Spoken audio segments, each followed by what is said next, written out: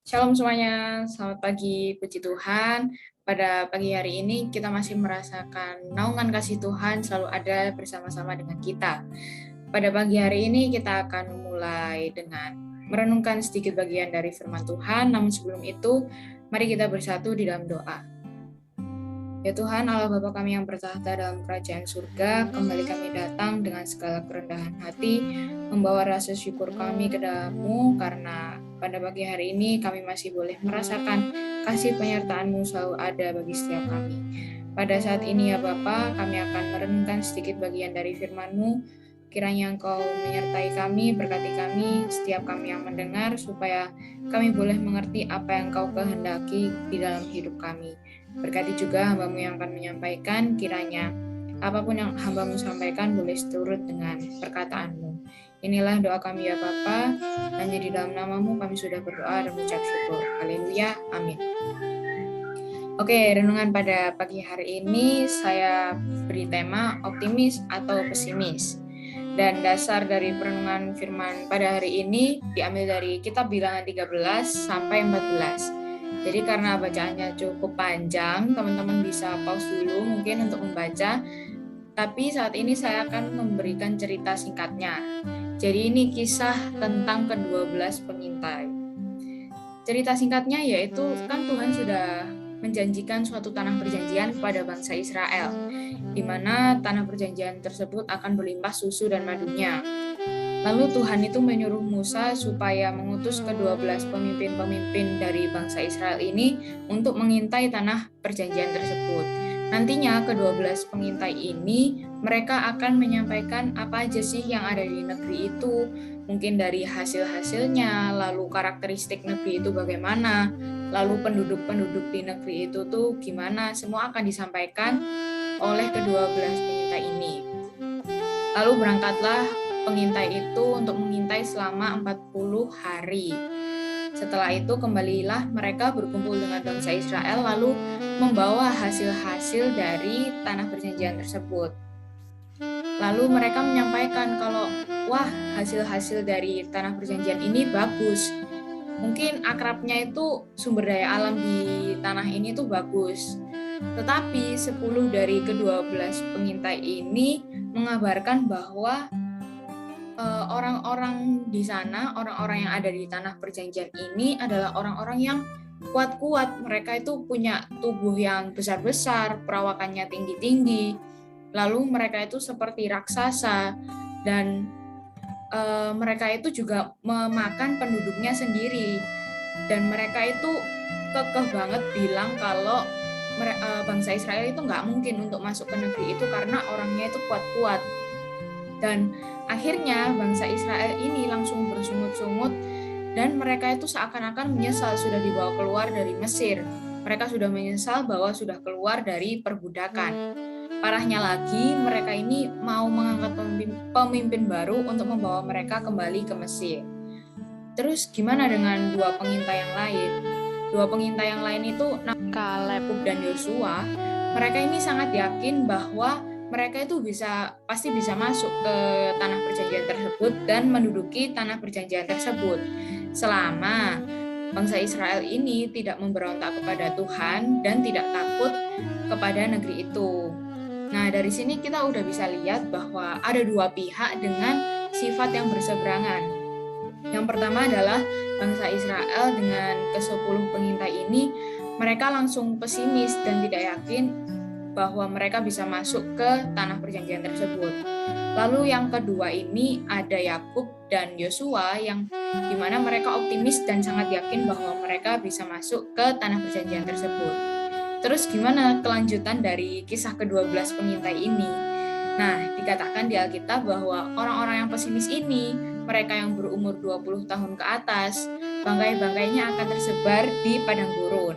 Nah, sedangkan anak-anak mereka menjadi pengembara sebagai penggembala di padang gurun. Dan akhirnya apa? Ke-10 pengintai itu mati akibat kena tulah karena mereka sudah menghasut orang-orang Israel ini. Dan bangsa Israel pun dibuat berputar-putar di padang gurun selama 40 tahun. Lalu gimana dengan Kaleb dan Yosua ini? Nah, mereka ini akan masuk ke tanah perjanjian itu dan akan memilikinya bersama-sama dengan keturunannya. Oke, dari kisah ini apa sih yang bisa kita ambil atau apa yang bisa kita pelajari?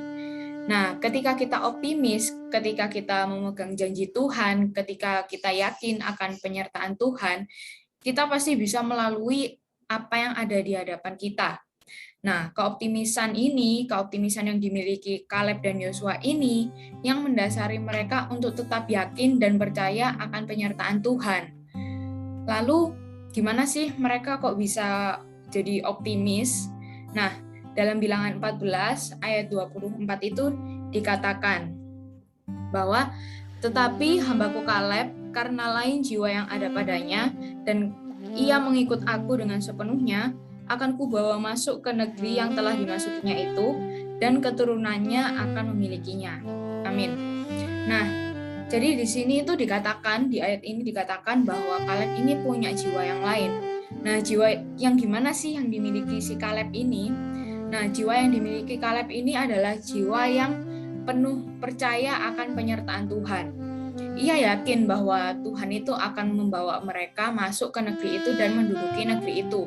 Karena Tuhan sendiri sudah berjanji kepada bangsa Israel, dan sehingga si Kaleb ini seperti mendapat suatu kepastian, suatu jaminan bahwa Tuhan itu emang akan benar-benar bawa bangsa Israel itu masuk ke negeri itu.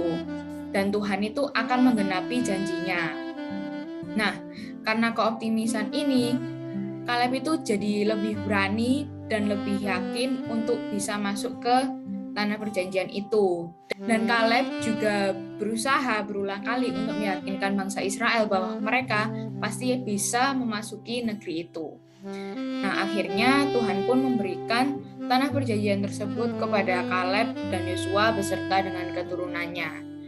Nah, dari keoptimisan ini juga sebetulnya membantu kita untuk lebih enjoy, lebih berani, lebih percaya diri ketika menghadapi suatu hal. Nah, keoptimisan ini juga akan mengundang hal-hal positif lainnya. Dan dari kisah ini kita juga belajar ya, janganlah kita jadi seperti bangsa Israel di mana mereka itu mudah sekali terpengaruh oleh berita-berita buruk, mereka mudah terhasut dan menelan mentah-mentah berita tersebut. Dan akhirnya mereka juga langsung bersungut-sungut dan berusaha menentukan jalannya sendiri. Dan mereka ini jadi nggak ingat lagi dengan janji Tuhan, lalu mereka langsung lupa dengan keajaiban-keajaiban yang sudah Tuhan buat. Padahal banyak sekali loh mujizat-mujizat yang sudah Tuhan buat di tengah-tengah bangsa Israel, yang seakan-akan itu belum cukup untuk membuat bangsa Israel yakin akan penyertaan Tuhan. Malahan mereka jadi sengsara akibat kepesimisan mereka, di mana mereka malah mati di padang gurun, bangkainya tersebar di padang gurun tersebut, dan mereka harus memutari padang gurun tersebut selama 40 tahun.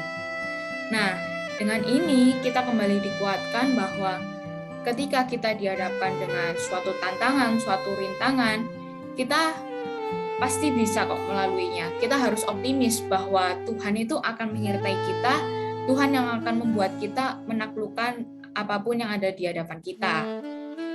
Karena Tuhan selalu menyertai kita dan membuat kita bisa melewati hal-hal yang ada di hadapan kita bersama-sama dengan Tuhan, dan upah yang akan kita terima, hasil yang akan kita terima ini pasti hasilnya itu baik karena semuanya itu asalnya dari Tuhan. Jadi gimana, kita mau optimis seperti Kaleb dan Yosua ini, atau kita mau jadi pesimis seperti bangsa Israel? Mari kita bersatu di dalam doa.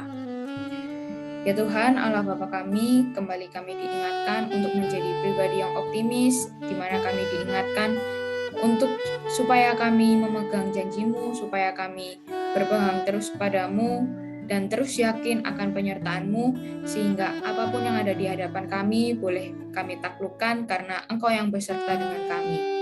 Pada saat ini ya Bapa, kami akan melanjutkan kegiatan kami, kiranya Engkau memberkati kami dari awal, pertengahan, hingga pada akhirnya, supaya kami boleh melaluinya bersama-sama dengan-Mu.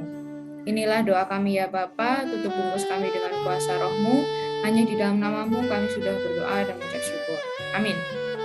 Oke, terima kasih semuanya. Jangan lupa untuk tetap optimis dan selamat beraktivitas. Tuhan Yesus memberkati.